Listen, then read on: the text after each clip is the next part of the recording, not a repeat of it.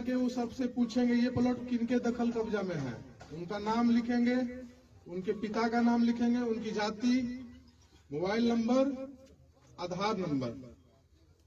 हो सकता है उसमें से कुछ लोग आपत्ति भी करवाएंगे कि सर इस प्लॉट का रसीद मेरे नाम से कट रहा है, इसका दस्तावेज मेरे नाम से है, इसका खतियान मेरे नाम से है, लेकिन दखल मेरा नहीं है। तो हम लोग उस आदमी का, उस व्यक्ति का हम लोग आपत्ति भी नोट करेंगे। ऐसे करते करते हम लोग हर एक प्लॉट का हम लोग दखल पंजीयक बना लेंगे, एक रजिस्टर बन जाएगा हम लोगों के पास, जिसमें हर एक प्लॉट का हम लोग का दखलकर्ता का नाम हम लोग को मालूम रहेगा। साथ में उसके साथ साथ एक प्रक्रिया और चलेगा कागज का, प्रपत्र 2 और 3 एक आप लोगों से हम लोग स्वघोषणा भरवा करके लेंगे। ये फॉर्मेट इसका है, प्रपत्र 2 और इसके पीछे में आपका प्रपत्र 3 एक वंशावली। एक चीज समझ लीजिए, हर एक रैयत को अपना वंशावली खुद ही बना करके देना है। कैसे बनाएंगे उसका प्रोसेस हम समझा देते। सबसे पहले प्रपत्र 2 को समझिए, इसमें टोटल 11 कॉलम है। ऊपर हेडिंग देख लीजिए आपका राजस्व ग्राम का नाम, उसके बाद थाना नंबर, हल्का नंबर हो सकता है बहुत लोगों को नहीं पता होगा, हल्का नंबर खाली छोड़िएगा, पुलिस थाना अंचल और जिला। उसके बाद कॉलम नंबर 1 आपका है रैयत का नाम या सह हिस्सेदार का नाम। अगर एक लोग फॉर्म भर रहे हैं तो अपना नाम लिखेंगे, अपने पिता का नाम, जाति, पहला कॉलम में। अगर मानकर चलिए एक पिता के 3 लड़के हैं, उन लोगों के बीच बंटवारा नहीं हुआ है, वो तीनों भाई चाह रहे हैं कि उनका आपस में साथ में खतियान बन जाए, तो वो जो फॉर्म भरेंगे तीनों, उसमें तीनों भाई का नाम मेंशन होगा और पिता का नाम होगा। ऐसा भी आपका होगा कि 5 पार्टनर है, बंटवारा नहीं हुआ, मौखिक बंटवारा है और चाह रहे हैं कि नहीं साथ में ही खतियान बने, तो 5 लोग इसमें अपना नाम डालेंगे। एक लोग का हम उदाहरण देते, मान के चलिए श्याम सिंह अपना फॉर्म भर रहे हैं, तो रैयत के नाम में श्याम सिंह, पिता का नाम अपना नोट करेंगे, वो अपनी जाति नोट करेंगे, भूमिहार हो गए, यादव हो गए, जो भी आप पांडे, जो भी जाति अपना नोट करिएगा। कॉलम नंबर 2 आपका स्थायी पता का है, अपना ग्राम, पोस्ट, थाना प्लस जिला। उसके बाद आपका आता है खाता, खेसरा, रकबा, चौहद्दी, कॉलम नंबर 3 से लेकर 6 तक। मानकर चलिए आपके पास 10 प्लॉट है, एक प्लॉट का उदाहरण हम देते हैं। खाता नंबर 40, खसरा नंबर 1150 में 10 डिसमिल आपका जमीन है, तो खाता में 40 भरिएगा, खसरा में आपका 1150 आ जाएगा और रकबा में आपका 10 डिसमिल होगा। बहुत कम ही ऐसा प्लॉट है जिसका रकबा आपका एकड़ में जाएगा। अभी चूंकि सर्वे हुए आपका 115 साल से ज्यादा हो गया, नक्शा आपका हो सकता है 10 एकड़ का भी एक प्लॉट होगा, लेकिन स्थल पर हो सकता है उसमें 50 को प्लॉट नया बन गया होगा, तो जोत आपका भी बढ़ गया है। जो भी प्लॉट आपका है सब डिसमिल में ही मिलेगा। फिर आपका आता है चौहद्दी, हर एक प्लॉट का आपको चौहद्दी लिखना है। इसमें चौहद्दी जो आप लिखिएगा वर्तमान दखलकार का, ये नहीं कि दादा के नाम से लिख दिए और दादा कभी गुजर गए 50 साल पहले। जो अभी जो लोग जमीन जोत रहे होंगे उसका चौहद्दी में नाम मेंशन करना है। अपना जमीन है उसका आपका 4 चौहद्दी होगा चारों तरफ से, उत्तर, दक्षिण, पूरब, पश्चिम। उत्तर में श्याम सिंह, दक्षिण में राधा देवी, पूरब में पैन, पश्चिम में सड़क। ऐसे करके आपको हर एक प्लॉट का चौहद्दी मेंशन करना है। चौहद्दी जो लिखिएगा जान लीजिए जीवित आदमी का नाम लिखिएगा। फिर आपका किस्म जमीन आपका किस तरीके का है, हो सकता है उसमें आप घर बना कर रह रहे हैं, या हो सकता है उसमें 2 फसल होगा तो उसमें आपको धनहर भर देना है। एक फसल अगर साल भर में होगा तो आपको उसको भीट भरना है। अगर 10 साल से प्रति होगा तो वहां प्रति भरा जाएगा आपका। फिर है शेष को छोड़ करके लगाना। अभी आपका जो रसीद कट रहा है वो सब लोगों के पास डिजिटल रसीद होगा, कंप्यूटर का रसीद। अभी से 5 साल 7 साल पहले हाथ वाला रसीद कटता था, तो कंप्यूटर से जो रसीद कट रहा है उसमें देखिएगा शेष को छोड़कर लगाना लिखा हुआ है, वो भरना है तो भरिए, नहीं तो अगर नहीं मालूम है तो उसको खाली छोड़ दीजिएगा। फिर आपका जमाबंदी संख्या, हर एक लोगों के पास रसीद कट रहा होगा, कुछ ही लोग ऐसा होंगे जिनके पास रसीद नहीं होगा। ये समस्या तब आएगा जब आपका दस्तावेज का जमीन रहेगा। खतियानी जमीन जिनके ही पास होगा उनका रसीद किसी न किसी के नाम से होगा, हो सकता है आपके नाम से हो या आपके पिताजी के नाम से हो, दादाजी के नाम से हो, परबाबा के नाम से हो, दादी के नाम से हो, रसीद आपके नाम से मिल जाएगा, तो उसका जमाबंदी संख्या आपको नोट कर देना है। फिर आपका कॉलम नंबर 10 है भूमि पर दावा का अधिकार। जो भी आप खाता खेसरा इसमें भर रहे हैं वो जमीन आपको कैसे हासिल हुआ, हो सकता है वो जमीन आपका खतियानी जमीन होगा। मतलब क्या कि 1905 में जब आपका सर्वे हुआ आपके किसी वंशज के नाम से खतियान बना था, वही जमीन आपके वंश में नीचे आते जा रहा है। दूसरा जमीन आपका होगा आप खरीदे, आपके पिताजी खरीदे, आपके दादाजी, आपके कोई भी पूर्वज खरीदे किसी से, वो आपका दस्तावेज का जमीन हो गया। उस प्रकार के जमीन में आपको क्रय लिख देना है। फिर आपका है बंदोबस्त। कुछ लोग को रहने के लिए जिनके पास जमीन नहीं रहता, सरकार 3 डिसमिल जमीन उनको बंदोबस्त करता है, बासगीत पर्चा। या फिर जो सैनिक के विधवा रहते हैं, सरकार उनको जमीन देती है 5 एकड़। तो जिनके पास ऐसा, या फिर कुछ लोग पास होगा जो नीलामी से जमीन लिए होंगे। पुराना जमाना में आदमी खाने के लिए अनाज नहीं जुटता था, तो आदमी रसीद कैसे कटवाता? तो जमींदार या सरकार उसका अंग्रेज जमीन को नीलाम कर देता था। तो कुछ लोगों को जमीन वैसे भी हासिल हुआ होगा। या फिर कुछ गरमजरो जमीन जो आपका होगा, आप लोग मालिक से आप लोग बंदोबस्त करवाए होंगे, या फिर बिहार सरकार से।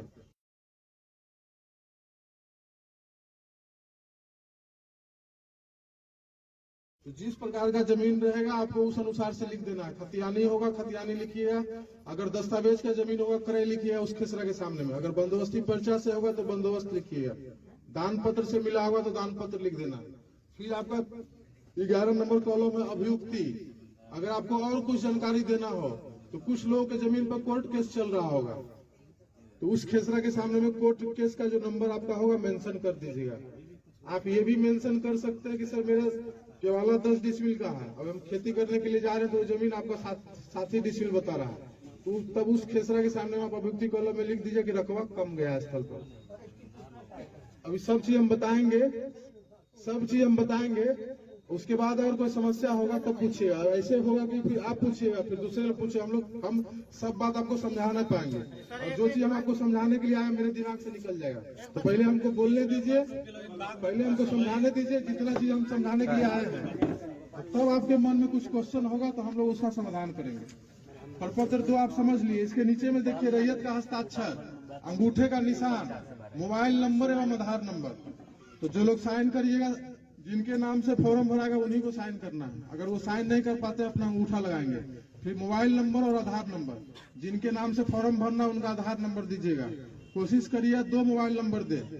अगर एक मोबाइल में आपका रिचार्ज खत्म भी हो जाएगा, ऑफ बताएगा, तो दूसरे मोबाइल नंबर आपका कॉल जाएगा। प्रपत्र 2 आप समझ लिए। फिर आपका है प्रपत्र 3 एक वंशावली। अभी बताया कि वंशावली 2 तरीके से बनता है। इससे पहले आप लोग सरपंच से बनवा रहे थे, अभी नियम कुछ चेंज हो गया, उसमें पंचायत सचिव को भी ऐड कर दिया गया उस प्रोसेस में। लेकिन ये ध्यान रखिए, हर एक रैयत को खुद से ही वंशावली बना करके देना है। अब वंशावली का जरूरत किनको आएगा? आपके परबाबा के नाम से जमीन आपका रसीद है, केवाला है, खतियान आपका है, और परबाबा चले गए ऊपर, कागज उन्हीं के नाम से है। उस कंडीशन में आपको परबाबा का नाम लिखिएगा और उनसे नीचे आपको बनाते जाना है। जहां पर पहला जीवित आदमी मिल गए वहां पर वंशावली इन हो जाएगा। मानकर चलिए मेरे परबाबा के नाम से जमीन था, मेरे पिताजी अभी जिंदा हैं, दादाजी भी चले गए, तो वंशावली जो बनाएंगे, परबाबा का लड़का अगर 3 तीनों का नाम मेंशन करेंगे, उन तीनों से फिर कितने लोग हुए सबका नाम मेंशन करेंगे, पिताजी पर आकर के रुक जाएंगे, फिर मेरा नाम वंशावली में नहीं आएगा। अगर दादाजी जिंदा हैं तो दादाजी पर ही स्टॉप हो जाएगा वंशावली। मतलब पहला जहां जीवित मिल गए वहां पर आकर के खत्म हो जाना। इसमें भी कुछ चीज आपको भरना है। अंचल आपका हो गया। अब देखिए इसमें कॉलम 3 को दिया हुआ है, जहां पर 5 लोग मिल करके जहां फॉर्म भरेंगे वहां पर उनको समस्या आएगी। फिर लोग छोटा छोटा लिख करके 5 लोग का नाम इसी में लिखना है आपको, क्योंकि जो फॉर्मेट है उसी में भरना। 3 लोग तक के लिए सफिशियंट फॉर्म है वंशावली वाला। उसके बाद फिर आपका देखिए इसमें कॉलम है निवासी, ग्राम, पुलिस थाना, अंचल, जिला, जाति। फिर आपका देखिए लिखा प्रपत्र 2 में अंकित है स्वर्गीय। अभी 90% लोगों के पास जो रसीद आपका कट रहा होगा जवाबंदी, वो उनके नाम से कायम है जो पृथ्वी पर अब है नहीं, तो स्वर्गीय में उनका नाम आएगा, उनके पिता का नाम। फिर आपका है राजस्व ग्राम, और फिर आपका आ गया ग्राम। तो जिनके नाम से रसीद कट रहा है उनका पता फिर पूछा जा रहा था। जो आपका पता है वही आपके दादा का भी पता होगा, तो पता आपका सेम हो जाएगा। फिर आपका है जवाबंदी क्रमांक संख्या, तो जिनके पास 1-2 जवाबंदी होगा भर दीजिएगा। उसके बाद फिर आपका है अंकित खाता संख्या। एक चीज समझिए, हो सकता है किसी के पास 8 खाता में जमीन होगा, 10 खाता में होगा, तो केवाला लिए होंगे तो अलग अलग खाता का जमीन हो जाएगा। फिर तो इतना यहाँ पर स्पेस नहीं है कि आप 200 खाता का मेंशन कर पाइएगा, तो 1-2 खाता लिख के वगैरह कर दीजिएगा। फिर आपका खेसरा संख्या, अगर आपके पास 2 प्लॉट है तो आप आसानी से भर दीजिएगा 2 खेसरा। जिसके पास 30 गो प्लॉट होगा तो उसको 1-2 प्लॉट को लिख करके वगैरह कर देना है। फिर आपका आया रकबा। रकबा में टोटल जमीन जितना होगा सबको जोड़ करके लिखना है। कट्ठा बीघा में नहीं भरना है फॉर्म, डिसमिल में भराएगा आपका। जो भी आप रकबा मेंशन करिएगा वो आपको डिसमिल में करना है या फिर एकड़ में करना है। फिर आपका है याचिकाकर्ताओं का हस्ताक्षर, जो लोग फॉर्म भरेंगे उनका साइन होगा। 3 लोग फॉर्म भर रहे हैं, तीनों का ज्वाइंट, तीनों का साइन होगा। 5 लोग भर रहे हैं, 5 का साइन होगा। इसी के पीछे में आपको वंशावली बनाना है। अभी सब बताएंगे, अभी आप जा रहे हैं, कहीं जल्दीबाजी है, सुनिए। इसी के पीछे में आपका वंशावली बनेगा। जैसे बोले अभी परबाबा के नाम से जमीन है तो उनका वंशावली, या फिर आपके दादाजी के नाम से जमीन है। कुछ केस में ऐसा होगा जिनके पास कागज अप टू डेट है। मान के चलिए मेरे नाम से सब जमीन है, हम जोत कर रहे हैं 20 साल से, और सारा कागज मेरे ही नाम पर है, तो हमको वंशावली पीछे में बना करके देने का जरूरत नहीं है। वंशावली उनको देना जरूरी है जो कागज है लेकिन वो जिंदा नहीं है। इसी के पीछे फिर आपको एक चीज और है, देखिए वंशावली में 2 पेज है। इसमें भी सेम आपका वही है जो प्रपत्र 2 में आप भरे, रैयत का नाम, पिता का नाम, अस्थायी पता, खाता, खेसरा, रकबा। अभी प्रपत्र 2 में हम बोले कि हर एक प्लॉट का चौहद्दी लिखना है। इसमें भी आपका चौहद्दी है लेकिन उसको आप खाली छोड़ दीजिएगा, इसमें चौहद्दी नहीं भरना। फिर आपका चौहद्दी संख्या भरिएगा, साइन करिएगा। अब समझिए, जिनके पास 2 प्लॉट होगा, 3 प्लॉट होगा, उनका 1 पेज में ही भरा जाएगा। और जिनके पास 15 प्लॉट होगा, 20 होगा, 50 होगा, तो उनको ऐसा 1 पेज में आपका मुश्किल से 4 प्लॉट ही आ पाएगा। अगर आप साफ सुथरा भरिएगा तो 4 प्लॉट आएगा। किसी के पास 20 प्लॉट है, तो ऐसा उनको 5 पन्ना का जरूरत पड़ेगा प्रपत्र 2 का। ये आपका हो सकता है 1 ही में हो जाएगा वंशावली वाला आपका, ठीक है। ये आपको पन्ना ज्यादा जरूरत होगा। जिस अनुसार से आपका रहेगा, 20 प्लॉट है, 50 प्लॉट है, तो उसके अनुसार से 10-15 पेज भी आपको लग सकता है। कोशिश ये करना है कि साफ सुथरा भरिए। नहीं समझ में आता तो आपके मौजा के जो अमीन साहब है उनसे पूछिए, या फिर हम लोग का जो ऑफिस है पंचायत सहकार भवन हरपुर, अभी हम लोग गांव घूम करके ग्राम सभा कर रहे हैं। 25 तारीख के बाद से हम लोग 10 से 4 वहां आपको मिल जाएंगे। पंचायत सहकार भवन हरपुर में हम लोग का ऑफिस बना, वहीं आप लोग आकर के मिलना, या फिर आप अपने अमीन साहब से आप बात कर सकते हैं। लाका टोला के बगल में हम लोग का ऑफिस है। अब एक चीज समझ लीजिए, आपके अमीन साहब हर एक प्लॉट पर आए, दखल नोट कर लिए। आप लोग साथ में इस फॉर्म को भरिएगा। और एक चीज और बताए, जो आप खाता खेसरा भरिए उसके साथ आप कुछ कागज भी आपको लगा कर देना होगा। जैसे आपके पास रसीद अवेलेबल होगा, दस्तावेज आपके पास होगा, उसका फोटोकॉपी, खतियान होगा, उसका फोटोकॉपी, वो सब लगा करके और तब आपको वहां जमा कर देना। जिनके नाम से फॉर्म भरिए उनका आधार कार्ड का फोटोकॉपी इसमें लगाइए।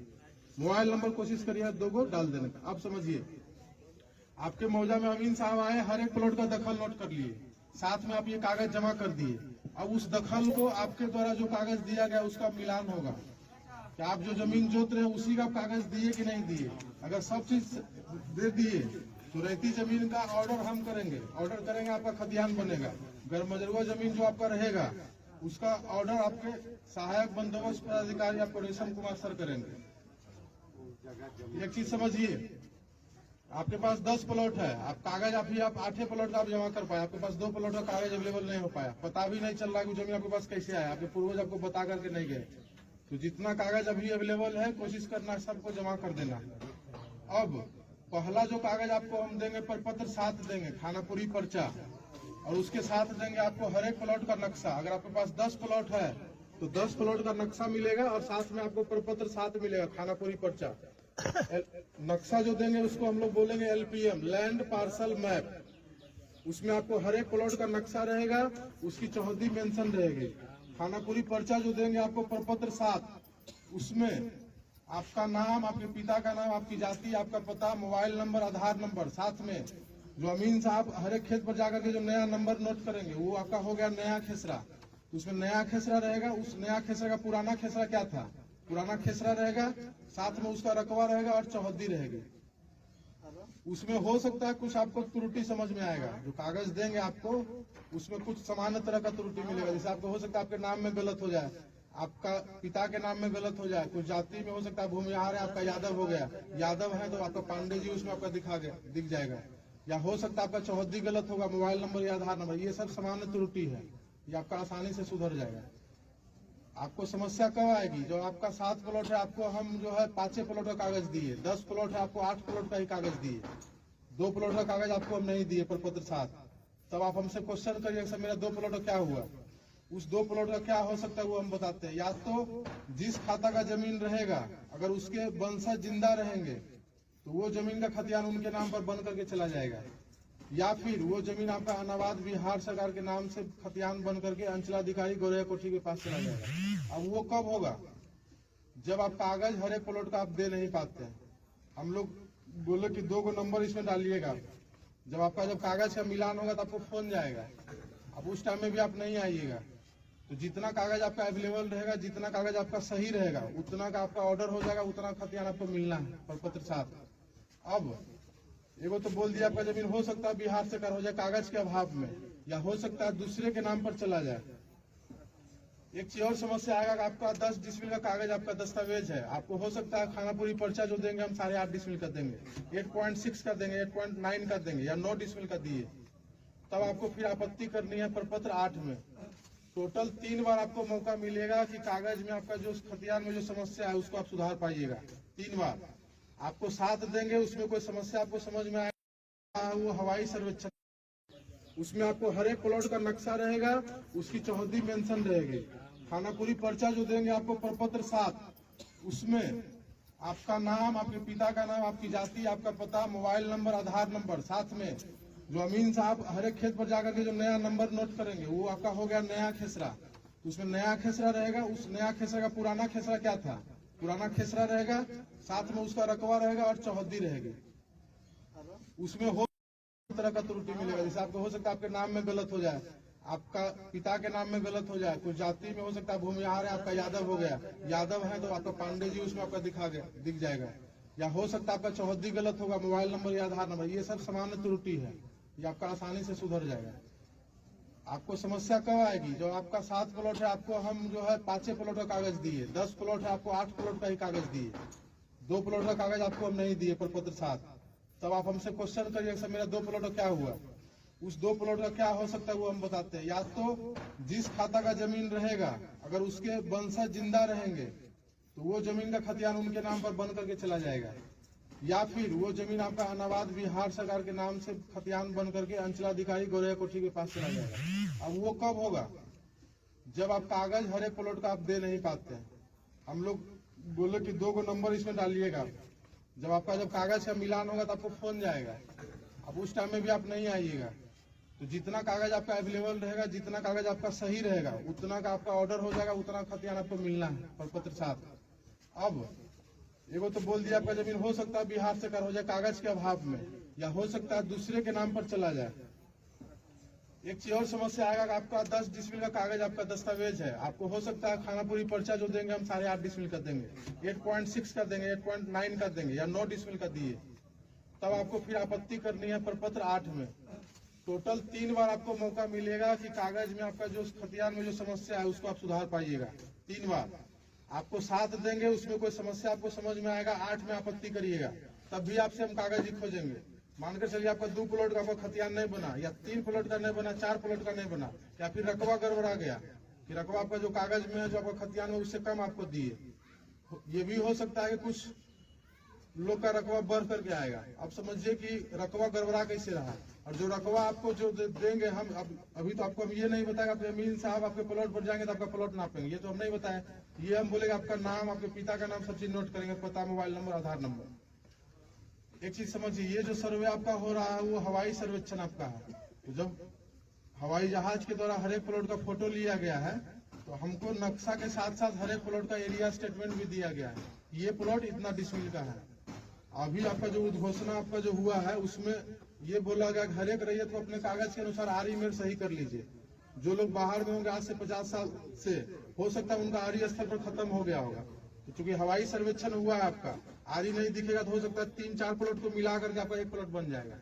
या हो ये समस्या कहाँ आएगा? जहाँ पर आपका जंगल झाड़ है या फिर जहाँ पर आप मतलब पेड़ पौधा लगा दिए, बागवानी कर लिए, वहाँ हो सकता है आपको एक प्लॉट बन करके आ जाएगा। तो जब अमीन साहब आएंगे हर एक प्लॉट पर वहाँ अपने खुद से उपस्थित रह करके अपना दखल नोट करवाना है। अगर आपका नक्शा नहीं सही बना हुआ होगा तो अपना नक्शा भी वहाँ पर आप सही बनवाइएगा।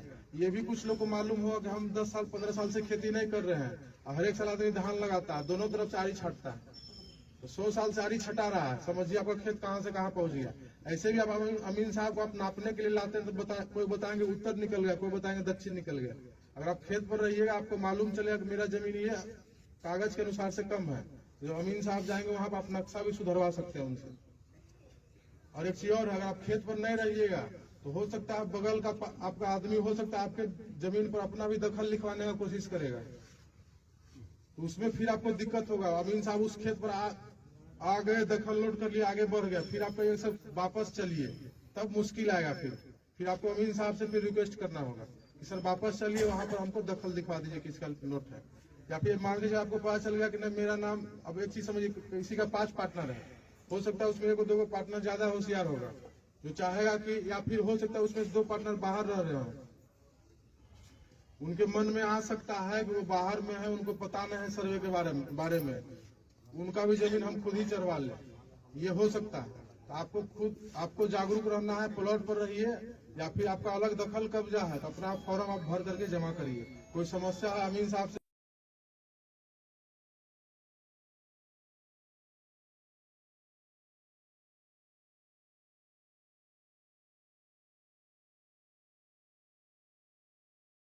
मिलिए, उनसे समाधान नहीं हो पाता हमसे मिलिए, हमसे नहीं होगा तो फिर सर से मिलिए। एक चीज समझिए, जितना अच्छा आप कागज जमा करिएगा, जितना प्लॉट का मैक्सिमम प्लॉट का कागज दीजिएगा, उतना अच्छा प्रपत्र 7, उतना अच्छा खतियान आपको बन करके मिलेगा।